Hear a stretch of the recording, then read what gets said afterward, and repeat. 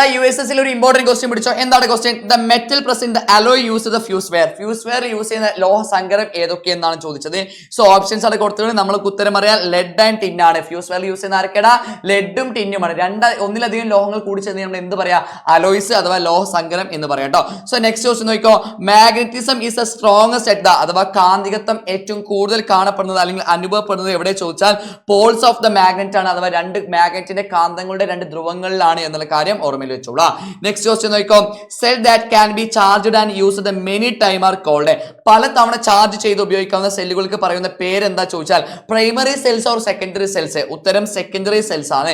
So many times അല്ലെങ്കിൽ കൂടുതൽ time charge ചെയ്ത് ഉപയോഗിക്കാൻ പറ്റുന്നതിന് പറയുന്ന പേരാണ് സെക്കൻഡറി സെല്ലുകൾ എന്ന്. ഒരു തവണ യൂസ് ചെയ്ത് കഴിഞ്ഞാൽ ചാർജ് കഴിഞ്ഞാൽ പിന്നെ ഉപയോഗിക്കാൻ പറ്റാത്തതിനെ പറയുന്ന പേരാണ് പ്രൈമറി സെൽസ്.